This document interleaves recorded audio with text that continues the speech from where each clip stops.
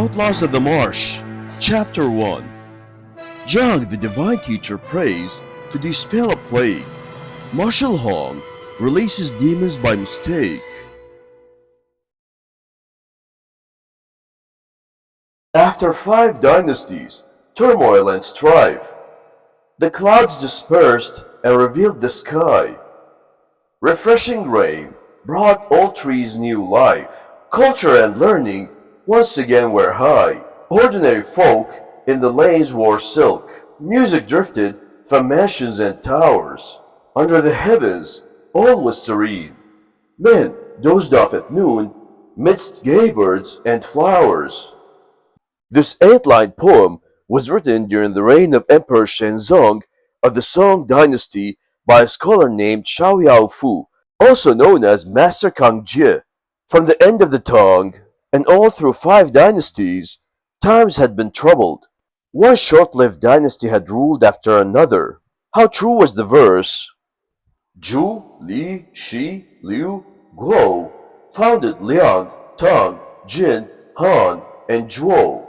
15 emperors, 50 years in a row, bringing hardship, tumult, and woe. In time, the way of heaven took a new turn. In Jiamaying, Taizu, the emperor of military virtue, was born. A red glow suffused the sky when this sage came into the world, and fragrance still filled the air the following morning. He was in fact the god of thunder descended to earth. Brave and magnanimous, he was superior to any emperor who had ever lived.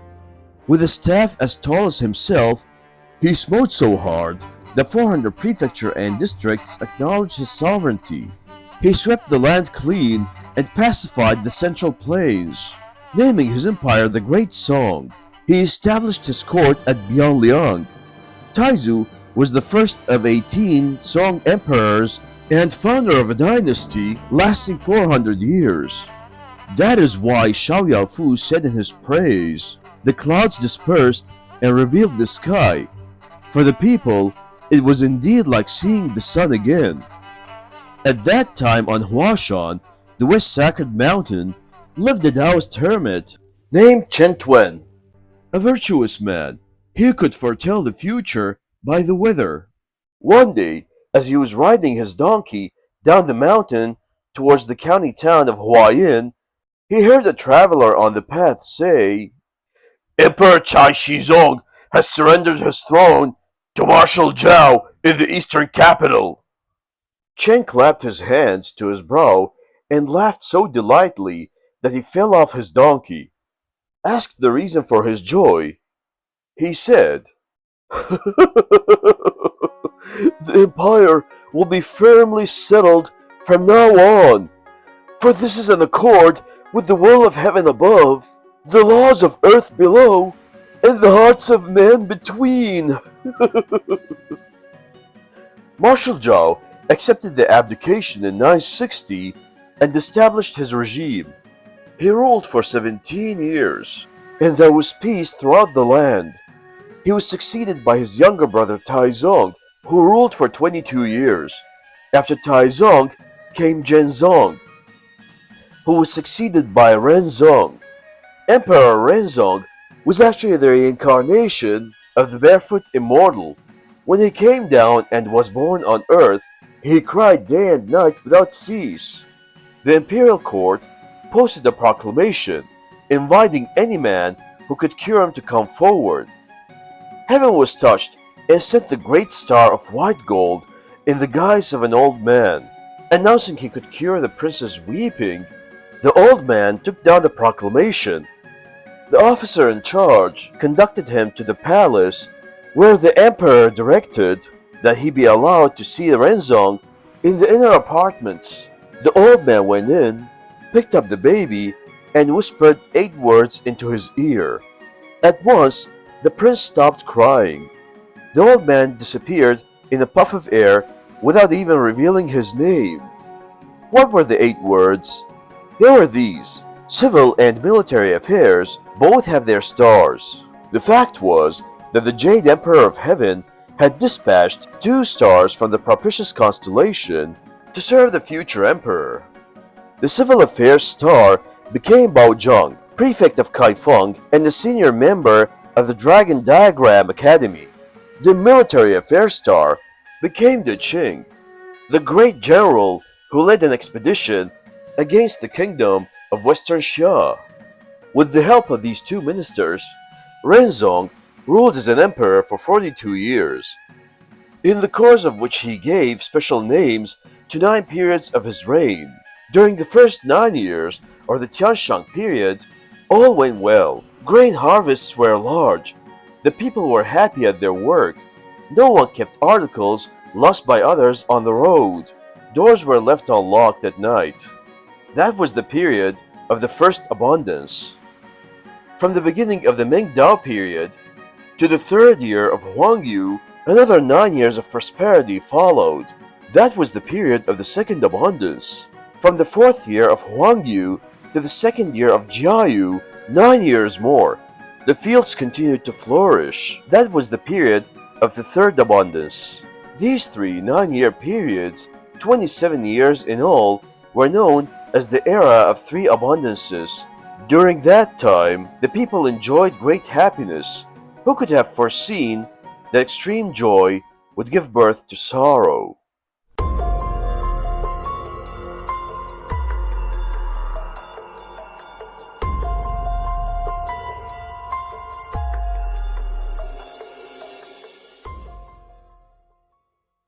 In the third year of Jiayu period, a plague struck the land. From the south of the two capitals, not a single hamlet escaped the contagion. The imperial court was snowed under with petitions for relief from every district and prefecture. More than half of the soldiers and residents in and around the eastern capital died. Bao Zhang, counselor and prefect of Kaifeng, published the official approved prescription and spent his own money on medicines in an attempt to save the people, but to no avail. The plague grew worse. All the high civil and military officials conferred. Then they gathered in the hall of the water clock and waited for daybreak, when court would be held, so they could appeal to the emperor. That day, the third day of the third month of the third year of the Jiayu period, at the third interval of the fifth watch, Emperor Renzong mounted his throne in the imperial palace. After the officials have made their obeisances, the chief of the ceremonies cried, "If anyone has a petition, let him come forward. If there are none, this court will be adjourned." Zhao Zhe, the premier, and Wen Yanbo, his deputy, advanced and said, The plague is raging unabated in the capital. "Victims among the soldiers and the people are many. We hope your majesty, in a forgiving and benevolent spirit, Will reduce prison sentences and cut taxes." and pray for heaven that the people will be relieved of this affliction. The emperor at once ordered the Hanlin Academy to draw an edict proclaiming a general amnesty for all prisoners and canceling all taxes. He also ordered every temple and monastery in the capital offer prayers for a termination of the disaster. But the plague only became worse. The emperor was very disturbed and summoned his officials for a conference. A prominent minister stepped forth and asked to be heard ahead of turn. The emperor saw that it was Fan Zhongyuan, the deputy premier. Fan kowtowed, then rose and said, "The plague is decimating our soldiers and citizenry. No one is safe.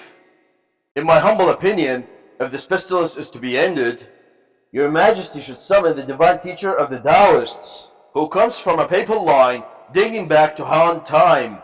Let him travel day and night and rush here to the capital and conduct a great prayer service in the imperial park.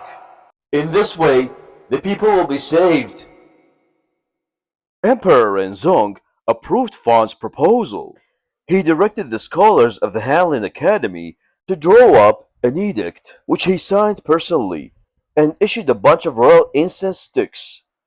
He ordered that Marshal Hongshen go as his emissary to the Dragon and Tiger Mountain in Xinzhou Prefecture of Jiangxi Province and fetch Zhang, the divine teacher. While incense burned in the imperial hall, the emperor himself placed the edict in Marshal Hong's hands and told him to set out immediately. Hong accepted the royal edict and took leave of the emperor.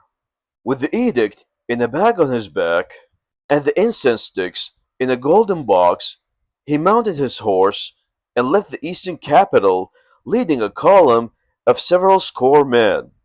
He headed directly for Guishi, a county town in Xingzhou Prefecture. After a number of days, they arrived. Officials, high and low, greeted Marshal Hong. They sent word to the abbot and other Taoists in the Temple of Supreme Purity on the Dragon and Tiger Mountain to get ready to receive the imperial edict. The next day, the officials accompanied Marshal Hong to the foot of the mountain. A procession of Taoists, beating drums and bells, playing saintly music, bearing incense and candles, banners and canopies, came down to receive the imperial envoy. They escorted him to the temple, where he dismounted. All of the Taoists, from the abbot to the lowest novice, gathered round and led him to the Hall of Three Purities. They asked him to place the royal edict on an altar. Where's the divine teacher? Marshal Hong inquired the abbot. You must understand, Marshal, Replied the abbot. our teacher is known as pure serenity. He is of a very exalted nature and cannot be bothered with such mundane matters as welcoming and seeing off visitors. He has built a thatched hut on the top of the mountain, and there he meditates and cultivates his spirit. But I have an imperial edict. How can I find him? Leave the edict here in this hall. None of us will dare to unroll it. Please, come into the abbey for some tea. We can talk things over there. Marshal Hong did as the abbot suggested.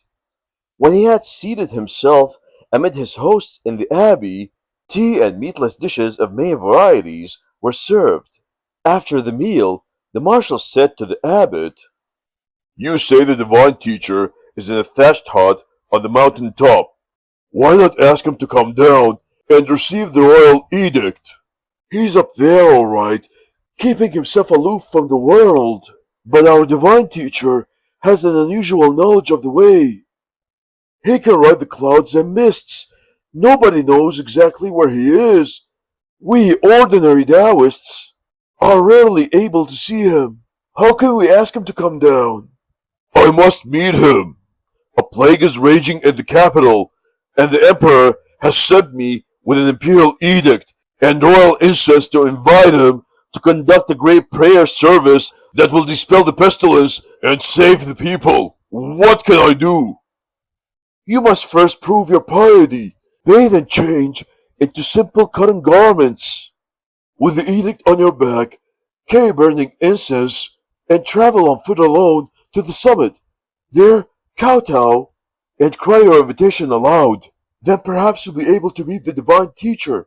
But if you're not sincere, your trip will be in vain. You'll never see him. I've eaten nothing but vegetables since I left the capital. Doesn't that show you I'm sincere? I shall do as you say. I'll start up the mountain the first thing in the morning. Everyone retired for the night. At the fifth watch the following morning, the Taoists prepared scented water and a vegetarian meal for the marshal. After bathing in the scented water, he dressed in the new cotton garments and straw sandals, ate the meatless breakfast, wrapped the imperial edict in a piece of yellow silk, and tied it on his back. In a silver censer, he carried the smoking incense. Many Taoists escorted him to the mountain behind the temple and pointed out the path. You must never retreat if you are to save the people, Marshal, said the abbot. Just push on piously. Bidding the Taoists farewell, he called on the highest deity for aid. Marshal Hong started up the mountain alone. He climbed the twisting overgrown path for 2 or 3 li, crossing a number of peaks. Soon his feet ached and his legs grew weary. He felt he couldn't move another step. Though he didn't say it aloud, he grumbled to himself. An important government official like me,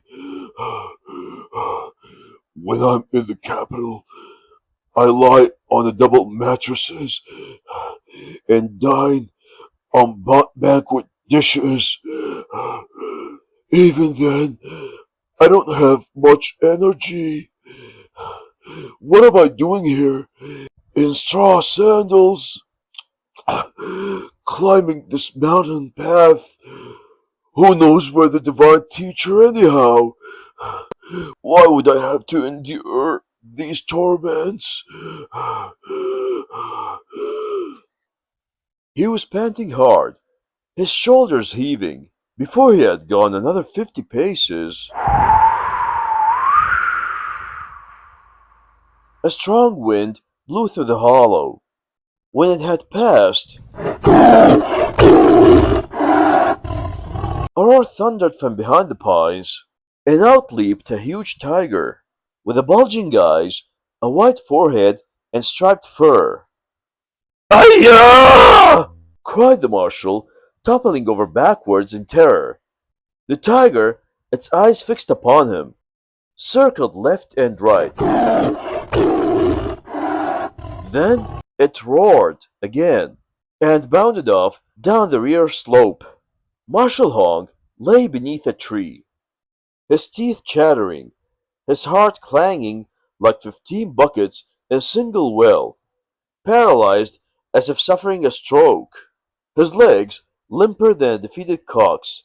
He could only moan. Not until the tiger had been gone, in the time it takes to drink a cup of tea, was the marshal able to crawl on his feet. He picked up the censer, relit the royal incense, and continued up in search of the divine teacher. The marshal climbed another 40 or 50 paces. He sighed. If the Emperor hadn't set a time limit on my mission, I wouldn't have had to suffer such a fright. Before he finished speaking,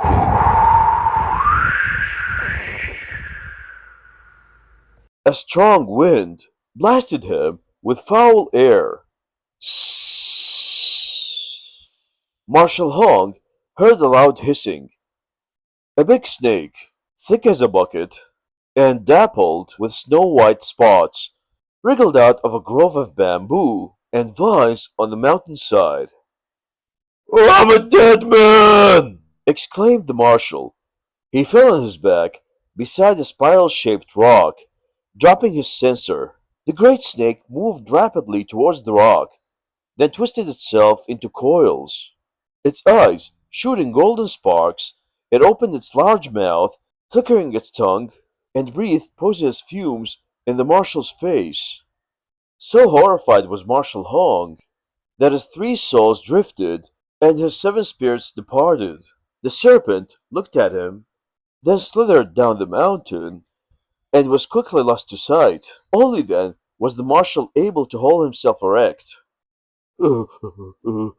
Lucky! He muttered. That snake nearly scared me to death. There were goose pimples all over his body. He cursed the abbot. What rudeness! Playing tricks on me and frightening me so! If I don't find the divine teacher on the summit, I'll settle with that abbot when I get down. Again, he picked up the silver incense burner, straightened his clothes, adjusted his hat, about to go on. He heard the notes of a flute coming softly from behind the pines. Gradually, the melody drew nearer. A yellow ox plodded over the rise. A boy novice, seated on its back, was smiling as he played a metal flute. Where are you from? Called the marshal. Do you know who I am? The boy merely continued playing. Marshal Hong shouted the question several times. The boy laughed and pointed at him with his flute. You've come looking for the divine teacher, haven't you? The marshal was astounded. You You're just a coward! How did you know? Smiling, the boy replied, When I was serving the divine teacher in his thatched hut this morning, he said that the emperor has set a martial hung here with a royal incense and an imperial edict for me to go to the eastern capital and conduct a great prayer service that will drive away the plague. I shall mount a crane and ride the clouds and go there today. He must have left by now. He's not in the hut. There's no point in your climbing any higher. The mountain is full of venomous snakes and savage beasts. They're liable to kill you. Are you telling me the truth? the marshal demanded. The novice only laughed, but didn't reply. He resumed playing his flute and rode off round the bend. How could this child know so much? The marshal wondered. The divine teacher must have told him. That's it. He hesitated. I've had those terrible frights and nearly lost my life. Maybe I'd better go back. Carrying the censer, he returned hastily down the same path he had come. The Taoists received him and invited him to be seated in the abbey. Did you meet the divine teacher? The abbot asked. I'm a high official of the imperial court. How could you send me up a mountain path and make me suffer such torments? I was nearly killed. First, halfway up, a big tiger with bulging eyes and white forehead jumped out and scared the wits out of me. Then before I had passed another gap, a great snake with snow-white spots wriggled from a thicket of bamboo and vines, wrapped itself in coils and blocked my path. If I weren't lucky, I'd never get back to the capital alive. It's all the fault of you Taoists making sport of me. Would we humble Taoists dare show disrespect to a high minister? Said the abbot. The divine teacher was testing your piety. Although there are snakes and tigers on our mountain, they don't hurt people. By then I could hardly walk. Just as I was about to continue up the slope, a novice, sitting on a yellow ox and playing a metal flute. I asked him, "Where are you from? Do you know me?" He answered, "I know all about you." He said the divine teacher told him he would mount a crane and ride the clouds to eastern capital this morning. That's why I've returned. Too bad, cried the abbot. Marshal, you've missed your chance. That boy was the divine teacher. A rustic-looking fellow like that? The divine teacher of this generation is very unusual. Although young in years, he has a remarkable command of the way. He's not an ordinary mortal.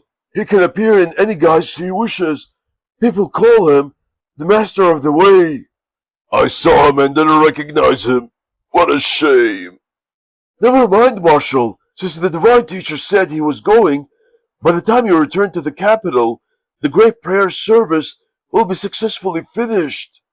On hearing this, the marshal felt better. The abbot ordered that a banquet be prepared for him. At the abbot's suggestion, the imperial edict was placed in a casket for royal documents to be retained permanently in the temple. The royal incense was burned in the Hall of Three Purities. A big feast of meatless dishes was spread in the abbey. The diners ate and drank until dark. Then all retired.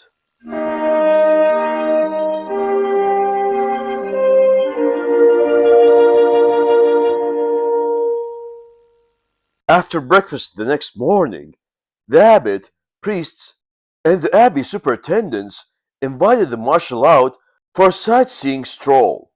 He accepted with pleasure. Led by two novices, they left the abbey.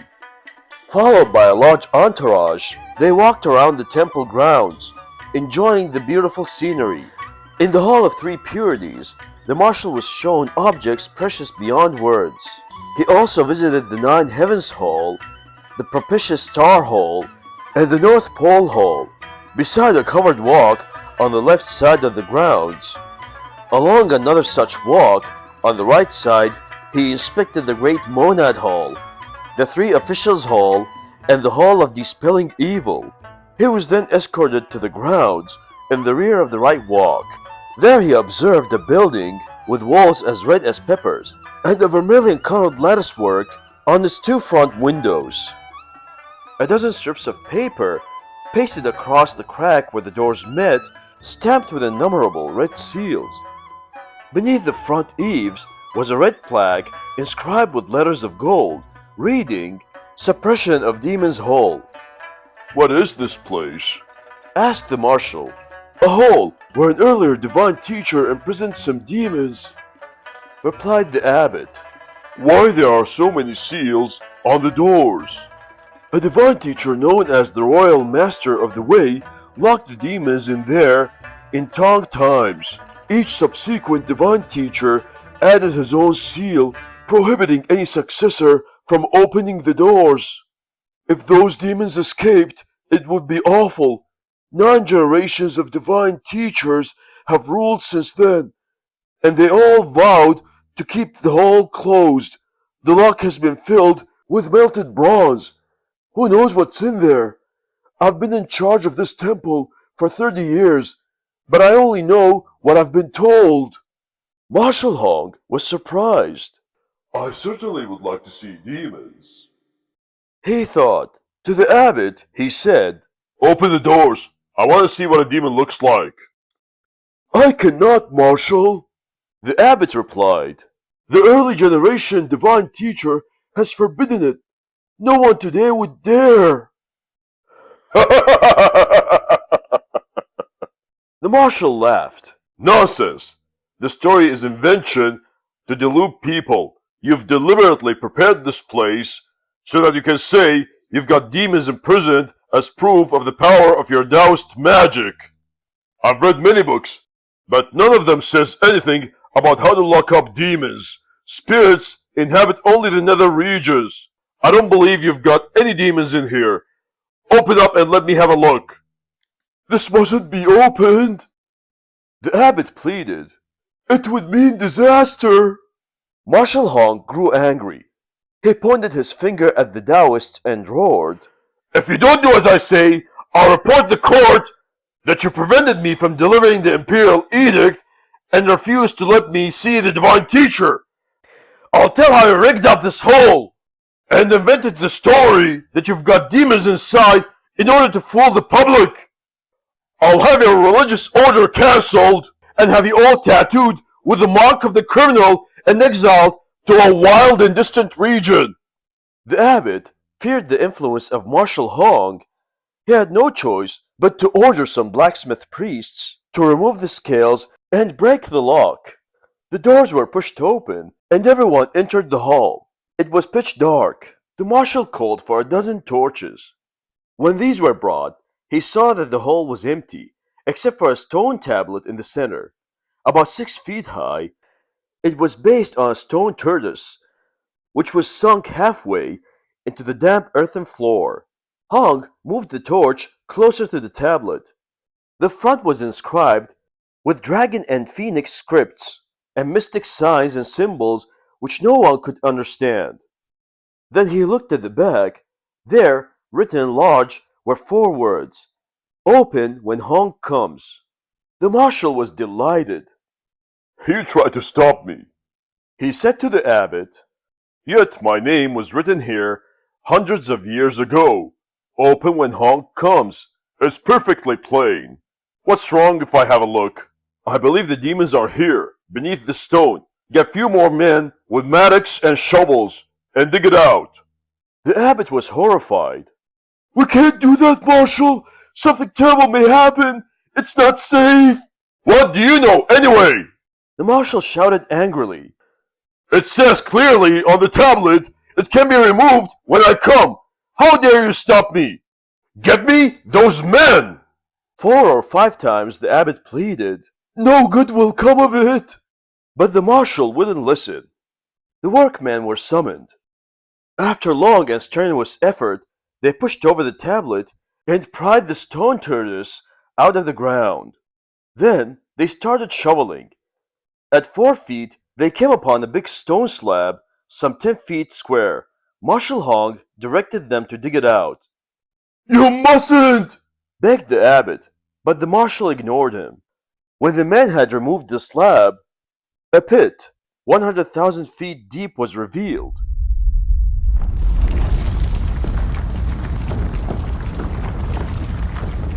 A great ripping sound was heard, and a black cloud shot out of the pit. It tore through half corner of the roof and zoomed into the sky, where it split into more than 100 golden rays which shimmered in every direction.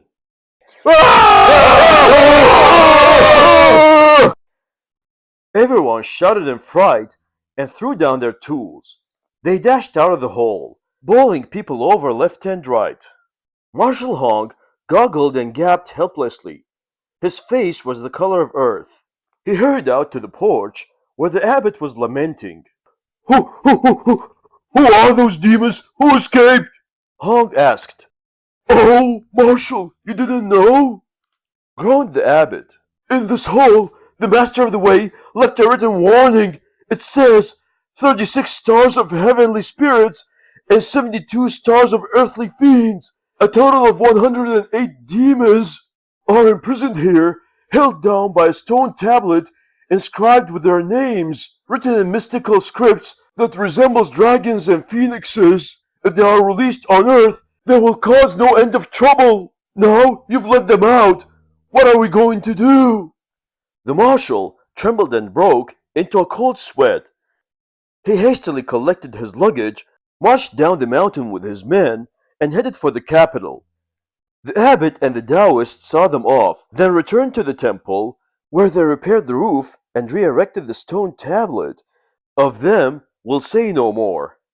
During the return trip, afraid that the emperor would reproach him, the marshal instructed his men to say nothing about the escape of the demons. The march was uneventful, traveling day and night. They soon reached Bianliang, the eastern capital. On entering the city, they were told the divine teacher held a great prayer service in the imperial park for 7 days and 7 nights and distributed many charms. Now the sick are cured, and the plague is completely gone. The divine teacher has taken leave of the emperor and returned to the Dragon and Tiger Mountain, astride a crane and riding the clouds. At early court the following morning, Marshal Hong reported to the emperor. The divine teacher mounted a crane and rode the clouds, so he arrived first. Said Hong. We had to march every stage of the road. That's why we didn't get here till now. The emperor approved of his report. He rewarded the marshal and ordered him to resume his post. We'll say no more of this. Emperor Renzong ruled for 42 years and died without leaving a son. The throne passed to the son of Prince Yorang of Puan, a grandson of Taizong. He is known of his posthumous title of Yingzong. After 4 years of his rule, he abdicated in favor of his son Shenzong, who reigned for 18 years and then gave the throne to his son Jizong. During this entire period, there was peace throughout the land, and no disturbances. But not so fast. If it were true that nothing happened, what would we have to tell in this book? Reader, don't be alarmed. For in what follows, 36 stars of heavenly spirits and 72 stars of earthly fiends appear among men. Valiants hide in strongholds, heroes gather in marshes. Why? Read our next chapter if you would know. Notes. You have noticed that Marshal Hong is a weak man and wasn't even a military man. But why they give him the title Marshal? Well, it all goes back since the start of the Song dynasty. During the period of 5 dynasties and 10 kingdoms, the founder of the Song dynasty, Taizu, was actually a marshal in service of Chai Shizong, the last emperor of later Zhou, which was the last imperial dynasty in the 5 dynasties and 10 kingdoms period. While he was on a military campaign, his soldiers under his command decided that he was the righteous emperor.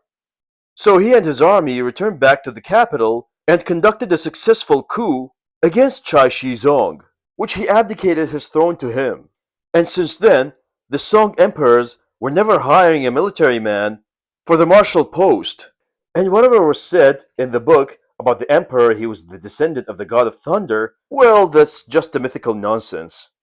In Chinese novels, they often use these descriptions to shine the picture of the person. Now that you know, see you in the next chapter. Bye.